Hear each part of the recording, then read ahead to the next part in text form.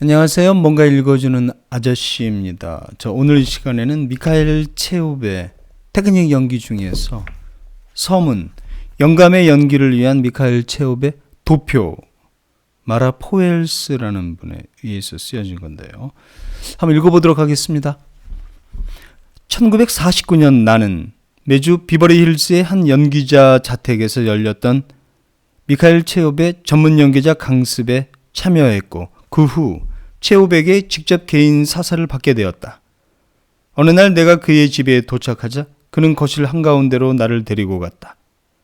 여기서 그는 자신이 그린 영감의 연기를 위한 도표를 보여주었다. 그는 이것이 자신의 테크닉을 요약한 것이라고 말했다. 그는 큰 원이 그려진 도표를 가리키며 이 원 주위에 있는 개개의 테크닉 을 하나의 전구라고 생각해보라고 말했다. 그리고 영감이 떠오르면 주변의 모든 전구에 불이 켜져 주변이 전부 빛으로 밝아진다고 했다. 그는 이렇게 말했다. 하지만 마음대로 영감을 불러올 수는 없습니다. 변덕이 심합니다. 그래서 연기자들은 항상 자신이 의지할 수 있는 강한 테크닉을 가져야 합니다.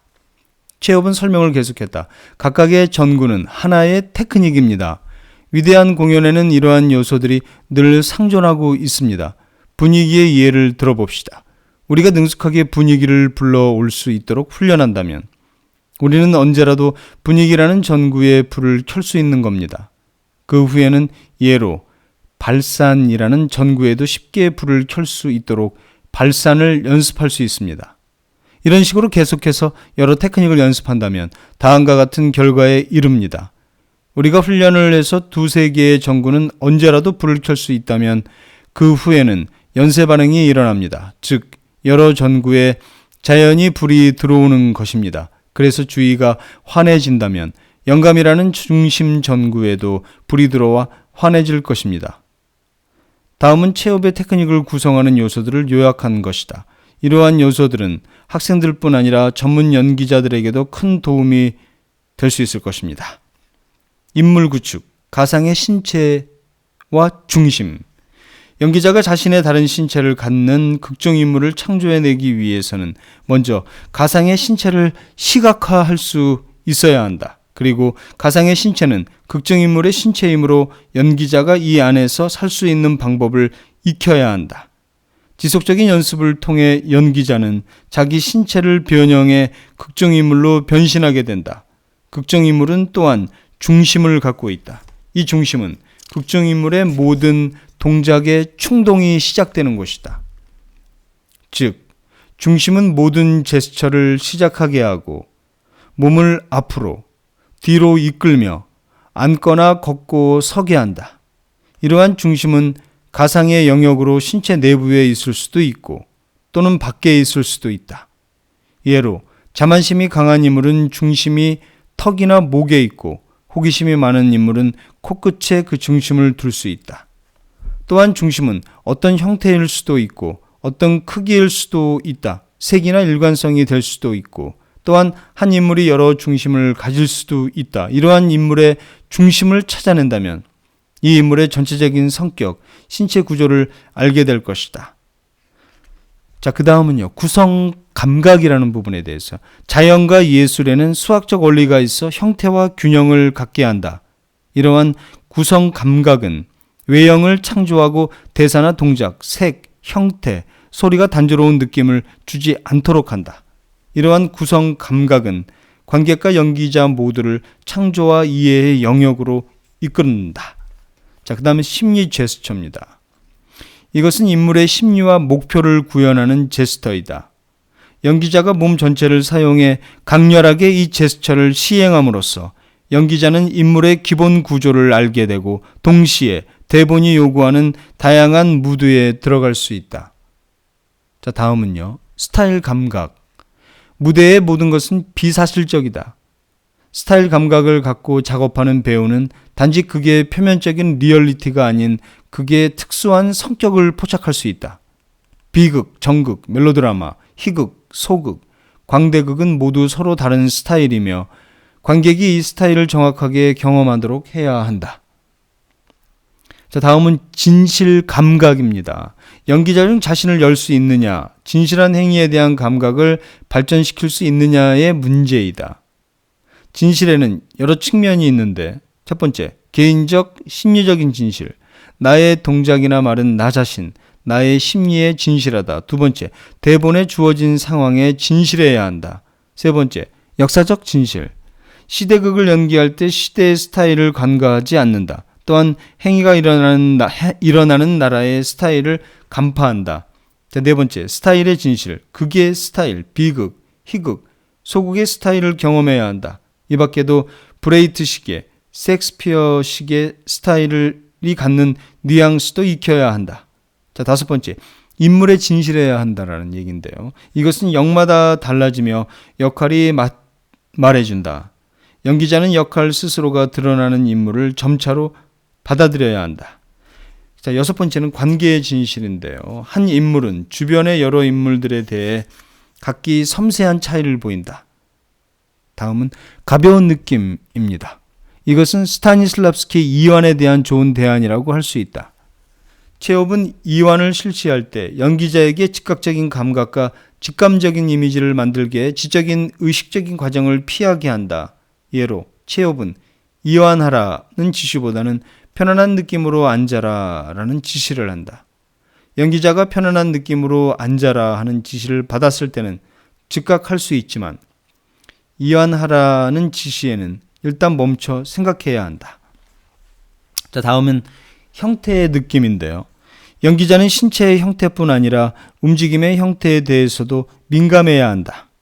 안무가나 조각가처럼 연기자도 신체 형태를 조형해낼 수 있어야 한다. 연기자가 스스로 자신의 신체 형태와 조형적 동작에 대한 느낌을 일깨울 때 신체를 좀 더 표현력 있게 사용할 수 있다. 미의 느낌. 모든 예술가의 내부 깊이에는 살아있는 아름다움과 창조의 샘이 솟고 있다. 이러한 내적인 아름다움을 인식하는 것이 연기자의 첫 과제이다. 그는 점차로 이를 표현과 동작, 인물 구축에 투영할 수 있게 된다. 미는 위대한 예술작품을 구분하는 가장 두드러진 특질이다. 자, 다음은 전체의 느낌. 예술적 창조물은 최종의 형태, 즉 시작과 중간과 끝을 가져야 한다. 마찬가지로 무대의 모든 것은 이러한 미학적 전체성의 느낌을 전할 수 있어야 한다. 이 전체의 느낌은 관객에게 강렬하게 지각되며 연기자의 제2의 천성이 되어야 한다. 이것은 전체 공연뿐 아니라 한 장면, 대사 하나에도 적용된다. 감각과 느낌인데요. 느낌은 강요될 수 없다. 조심스럽게 부추겨 이끌어내야 한다. 느낌을 부추겨 이끌어내는 수단이 감각이다. 우리는 쉽게 감을 느낄 수 있다. 특히 움직임과 함께 할 때 더욱 쉽게 다가온다. 즉 팔과 손을 부드럽게 환희와 분노에 차서 의욕과 슬픔으로 인내를 갖고 움직일 수 있다. 우리가 먼저 부드러움과 환희, 분노를 경험해야 하는 것이 아니라 그렇게 움직일 때 그 감은 쉽게 살아난다. 우리는 부드러운 감을 갖고 움직인 후 진정한 부드러움의 감각을 경험할 수 있다. 부드러운 감정을 가질 수 있는 것이다. 자, 다음은요. 신체 훈련, 심리적 신체 훈련 부분인데요. 신체와 마음은 서로 분리될 수 없다. 연기자의 연기는 완전히 심리적이거나 완전히 신체적일 수 없다. 극중인물의 신체는 심리를 받아들여야 하고 심리는 신체를 받아들여야 한다. 이러한 이유에서 모든 훈련은 심리적 신체 훈련이어야 하며 기계적으로 행해져서는 안 된다. 자, 다음에 발산과 흡수 부분인데요. 발산이라는 것은 감정, 생각 등 보이지 않는 것들을 외부로 내보내는 힘이다. 발산은 강력한 힘을 가져야 하고 발산은 의지의 행위이다. 무대나 화면에서 느껴지는 연기자의 카리스마는 일종의 발산의 힘이다. 어떤 연기자는 천부적으로 이러한 능력을 갖고 있지만 보통 연기자는 발산 능력을 갖기 위해 상당 기간 훈련해야 한다. 흡수 역시 발산과 같은 강력한 힘을 갖는다. 그러나 이것은 감과 생각, 느낌, 인물 성격 등을 밖으로 발산하는 것이 아니라 이것을 끌어들이는 능력이다. 즉 다른 인물로부터, 분위기로부터, 관객으로부터 모든 것들로부터 끌어들이는 힘이다. 연기자는 발산과 마찬가지로 끌어들이는 강한 흡수력을 길러야 한다.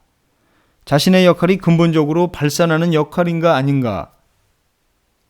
아니면 흡수하는 역할인가도 중요하다. 물론 장면에 따라 발산하는 역할에서 흡수하는 역할로 전환하기도 한다.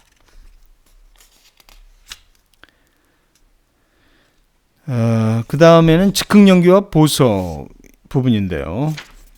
즉흥연기는 보통 극의 준비 단계에서 이용되지만 체업은 인물 구축 마지막 단계에서 즉흥연기를 이용한다.